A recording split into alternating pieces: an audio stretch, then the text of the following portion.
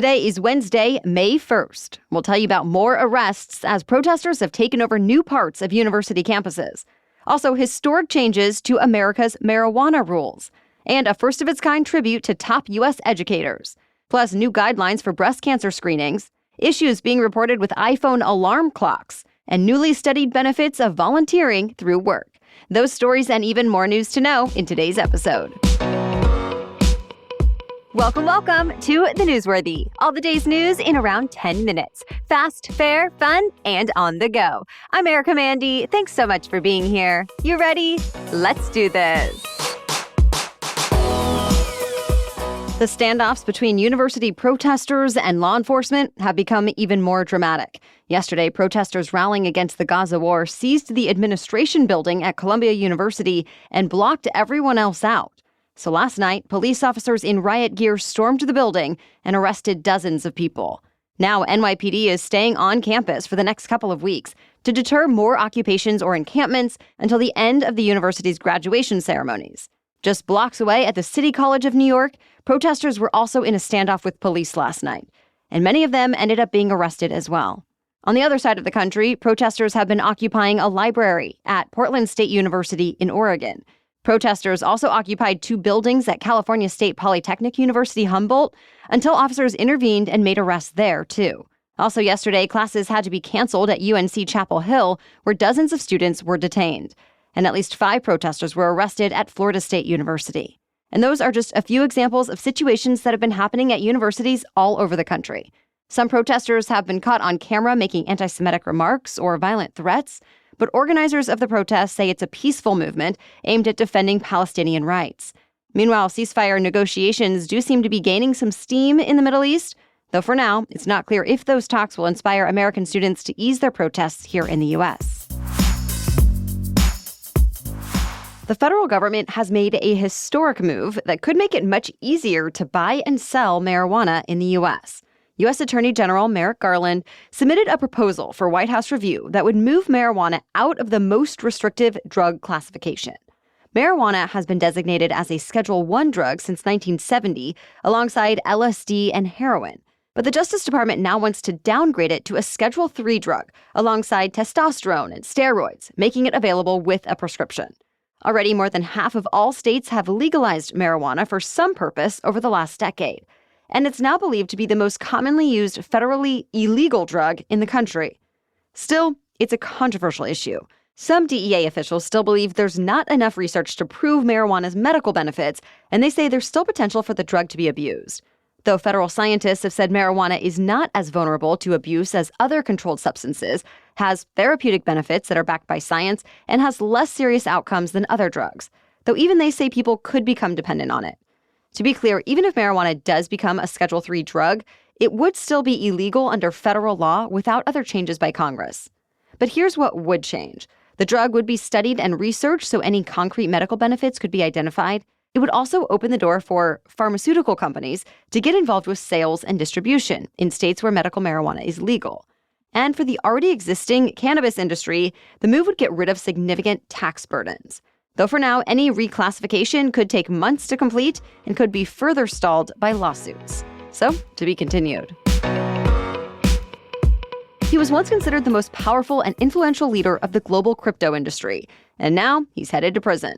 Binance CEO Changpeng Zhao, better known as CZ, already pleaded guilty to money laundering violations. Prosecutors say CZ allowed hackers, drug dealers, and sanctions violators to use his exchange to move hundreds of millions of dollars, all while making money. And this week, he was sentenced to at least 4 months in prison for doing so. Prosecutors wanted him to spend years behind bars, but the crypto billionaire reached a plea deal with the Justice Department that included a much lighter sentence and him stepping down as Binance CEO. Though CZ is still reported to have an estimated 90% stake in the company. And Binance is still the biggest cryptocurrency exchange in the world, with about $10 billion in volume per day. Separately, Binance is still being sued by the SEC over allegations that it misused customer funds and ran an illegal exchange in the U.S. So, stay tuned. Former President Trump's criminal trial is back in session. The first full day back from a long weekend wasn't a good one for Trump. The judge announced the former president was in criminal contempt for violating a gag order that says he's not allowed to make public statements about potential witnesses. Remember, prosecutors had flagged online posts on Trump's social media site and campaign website. Well, the judge ended up fining Trump $9,000 over those posts and threatened to put him in jail if he violates the gag order again. But his legal team still says the president should have the right to defend himself against political attacks. And shortly after the decision, Trump put out a campaign email that read, quote, "They think they can bleed me dry and shut me up, but I'll never stop fighting for you." Reminder, this case accuses Trump of falsifying business records to cover up a hush money payment to a porn actress. But Trump has pleaded not guilty to the charges. The White House is holding a first-of-its-kind state dinner tonight for some of America's top teachers. A state dinner is typically an honor reserved for foreign diplomats. They're usually lavish affairs with formal dress codes, multi-course meals on fine china, a military band, and more. And now the honor is being extended to educators. It's being spearheaded by the First Lady, who is a teacher herself. Teachers from all 50 states were selected by the Council of Chief State School Officers, and now they'll all be given the black tie treatment. All right, we have more news for you still ahead. But first, this episode is brought to you by Boll & Branch. So you've probably heard all the different sleep hacks out there, but my best advice, just get the bedding you love. For me, my body just melts into bed and I go right to sleep with my Boll & Branch sheets and duvet set. My husband and I agree that Boll & Branch has the best bedding we've tried, and we've tried a good amount. So no wonder we went back for more. After loving our first set of signature sheets from Boll & Branch, we got another set. Super soft, super breathable, just feels good on our skin. And we even followed it up with our duvet set, which looks amazing and is also so comfortable. We got the linen duvet set in the mist color. Both our sheets and duvet set have only gotten softer with each wash, too. And together, our entire bedroom has been upgraded in both look and feel. And get this, there's a 30-night worry-free guarantee with free shipping and returns on all U.S. orders. Sleep better with the softest, most breathable bedding from Boll & Branch. Get 15% off your order when you use the promo code Newsworthy at bollandbranch.com. That's Boll and Branch, BOLLAND, branch.com, with the promo code Newsworthy. Exclusions apply. See site for details. Now back to the news. An influential health group has a new recommendation for American women. The U.S. Preventive Services Task Force updated its guidance, saying women should begin mammograms at age 40 instead of 50 and screen every other year for breast cancer until they are 74.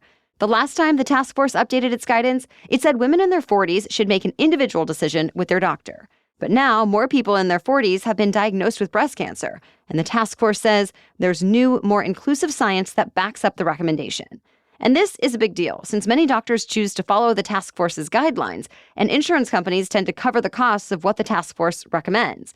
By the way, women who have a family history or genetic risk factors making them at high risk of breast cancer may start screenings before age 40, and there are separate screening recommendations for them, like more thorough testing.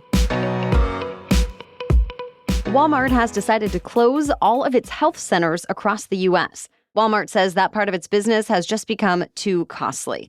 So it's going to focus its health business on its thousands of pharmacies and vision centers instead. And speaking of Walmart, this week the big box chain announced a new line of premium foods called Better Goods. It includes more than 300 new products with a focus on trendy, plant-based, and allergy-friendly options.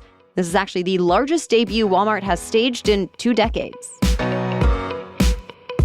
A group of major American newspapers is now suing the makers of ChatGPT and Copilot. The papers say OpenAI and Microsoft steal millions of their copyrighted articles without permission and without payment, even behind subscription paywalls, to train their artificial intelligence chatbots. They also say in some cases the chatbots will actually cite their newspapers with information that's fabricated. OpenAI responded to say it didn't know about these papers' concerns before now, but that it's in conversations and working on partnerships with other news organizations, saying there's opportunity for AI to be mutually beneficial. So far, Microsoft has not commented. So if you rely on your iPhone to wake you up in the morning, you might want to set a backup alarm for a while. This week, some users have reported their iPhone alarms going off without any sound, meaning their alarms aren't really waking them up. Apple told NBC News a software problem is to blame and that it's working on a fix. A few people on TikTok blame the attention awareness feature of iOS that checks if you're paying attention to the screen, and they suggest turning that off under settings. though the company hasn't said if that's exactly what is actually causing the issue. The winner of the recent $1.3 billion Powerball jackpot has now come forward. It's an Oregon man who says he's been battling cancer for 8 years and is still receiving chemotherapy. He says he slept with the lottery numbers under his pillow and prayed he would win, saying he wanted to do something for his family with whatever time he had left. And now that he's won, the man says he plans to live a normal life, provide for his wife and 2 young children, and find a good doctor for himself. Then he wants to buy his family a dream home. He's also sharing the prize with a friend who put money toward the tickets. They decided to take the lump sum payment, which ends up being about $422 million after taxes. Powerball says this was the 4th largest jackpot in history and the largest prize ever won in Oregon. Okay, that's it for the main news today. So now it's time for Work Wednesday, when we break down one interesting career or work-related news story every Wednesday. But first, a quick thank you to our sponsor, OneSkin. If you're like me, you are tired of cycling through ineffective skincare trends and overcomplicated routines, or even just asking yourself, wait, do I really need to have some time-consuming process to have healthy skin? This is why I'm so excited to tell you about OneSkin. Their products make it easy and effective to keep your skin healthy while looking and feeling your best. No complicated routine or time-consuming protocol. Instead, each morning and night that I do this easy skincare routine, it feels like a mini dose of self-care that I can actually commit to. I've been using their products for a while now, and I can really tell the difference in my skin, so I will be buying this again, even if they don't keep sponsoring the show. But don't just take my word for it. OneSkin has over 4,000 5-star reviews and were recognized by Fast Company as one of the most innovative brands in 2024. OneSkin is the world's first skin longevity company. By focusing on the cellular aspects of aging, OneSkin keeps your skin looking and acting younger for longer.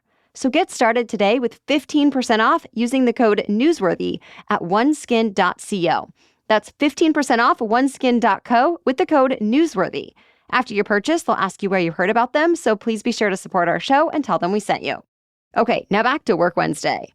There's a new trend among corporate employees. A desire to give back.